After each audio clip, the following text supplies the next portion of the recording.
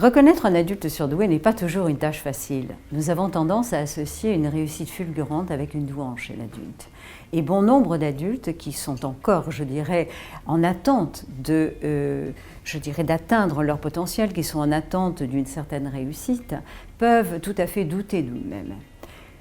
Qu'est-ce qui fait qu'un adulte est surdoué? Bien évidemment, il a été un enfant précoce auparavant, mais nous savons que dans notre société, on n'identifie pas systématiquement la précocité d'un enfant.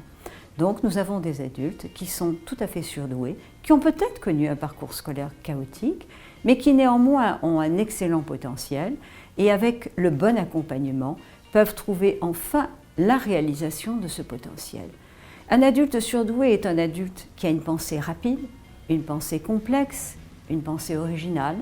C'est aussi un adulte créatif. Bien évidemment, certains vont peut-être cacher ceci derrière un portrait, je dirais, un petit peu plus sombre, un petit peu plus flou, parce qu'ils se sont déprimés au travers de ces années où ils ont été ignorés. Il est donc important que tout adulte qui ait le moindre doute sur une douance n'hésite pas à consulter, à demander l'avis d'un spécialiste.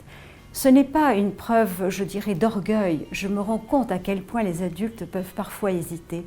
J'ai eu plusieurs adultes qui m'ont dû, par exemple, être allés lire des livres sur la douance à la FNAC à l'heure du déjeuner, mais n'osant pas passer à la caisse parce que craignant que la caissière puisse avoir un jugement négatif sur eux lorsqu'ils présenteraient un tel livre. Ma recommandation est surtout, n'hésitez jamais à en parler. Vous ne serez pas ridicule pour autant. Un adulte surdoué ne réussit pas nécessairement. Il peut y avoir plusieurs raisons pour lesquelles cette réussite se fait attendre.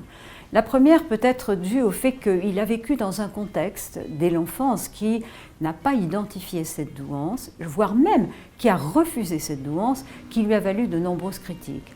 Avec toujours « tu es trop sensible, tu exagères, tu es trop pessimiste, tu poses trop de questions ». Et si on a vécu une enfance critique, il est évident qu'on finit par douter de soi-même, on finit par douter de ce que l'on perçoit ou de ce que l'on pense. Donc certains adultes vont s'interdire d'avoir un comportement qui pourrait les mener vers la réussite. On retrouve chez l'adulte surdoué un certain nombre de caractéristiques que j'aime bien regrouper sous 3 entités. La première étant l'intensité, la deuxième la complexité et la troisième l'urgence à agir. L'intensité, c'est-à-dire l'intensité à la fois dans les émotions, dans la sensibilité, l'intensité lorsqu'il y a une cause qui le passionne, rien ne se fait de façon simple, ça se fait de façon très intense. La complexité, c'est celle de la pensée, c'est-à-dire que dans des situations où d'autres personnes ne verraient pas de questions possibles ou de conséquences possibles, cet adulte va intervenir et souligner à la fois les conséquences des décisions prises, mais aussi les questions que soulèvent de telles décisions.